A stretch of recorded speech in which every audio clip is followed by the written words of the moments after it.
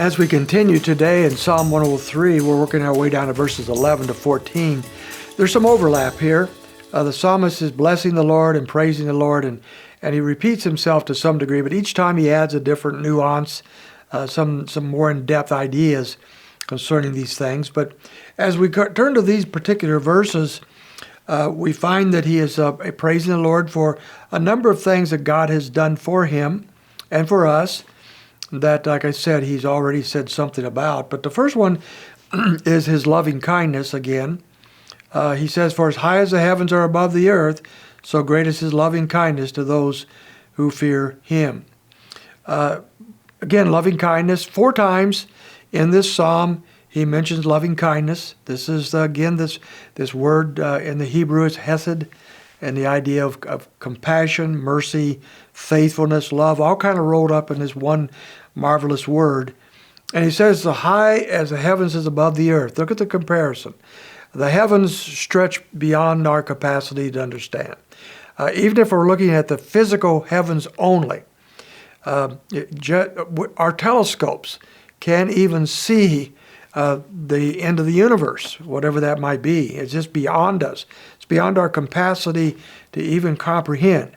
And as high as the heavens are above this earth, so is his loving kindness. If you ever gone to a planetarium, such as at the Creation Museum, and you watch that presentation, and as they keeps going further and further into the universe, and comparing the Earth, this little speck, to all the massiveness and the greatness of the universe, you start to get the idea of how tiny this little ball, this little globe we live on is. And yet his loving kindness, he says, is comparable to that, far beyond any capacity for us to understand. In verse 12, he moves on again to compassion. "For as the east is from the west, so far as he removed our transgressions from us. As a father has compassion on his children, so the Lord has compassion on those who fear him." So let's look first of all at this verse 12, in which he talks about the fact that our sins have been removed from us. Again, a comparison or a contrast. As far as the east is from the west, that cannot be measured. There is no way to measure that. That's infinite. That's a complete circle, on and on and on. And so that's how far our sins have been removed. This is a great truth, isn't it?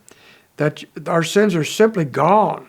They're not tucked away in a corner somewhere where they can be unearthed later. They're gone as far as the east is from the west.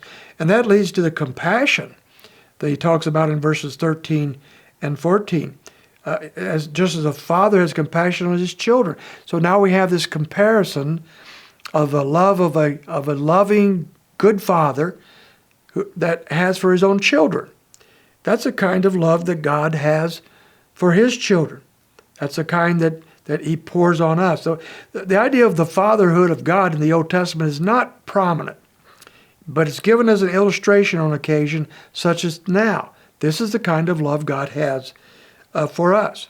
And then he goes to verse 14, and he says, "For he himself knows our frame. He is mindful that we are but dust." I really like that. The Lord knows us. You know, sometimes we think we have to be perfect for the Lord to care for us or love us. If that were the case, we would be in bad shape, because we don't have that kind of life. But the Lord knows us. He knows that we are but dust. That's an amazing thought, that we are, dust isn't very valuable, and yet the Lord loves us and pours his love out on us.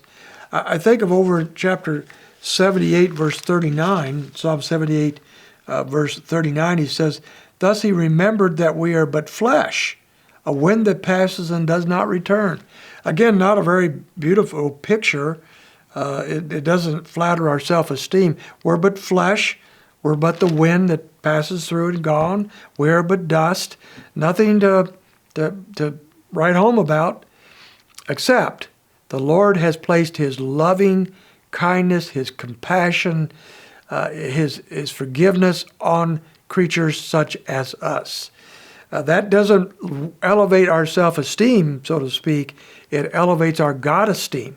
It tells us the greatness and the wonder of God upon us. And therefore, no question, no wonder why the psalmist blesses the Lord as he understands him here. And so should we. We're going to finish up Psalm 103 tomorrow. I hope you can join us.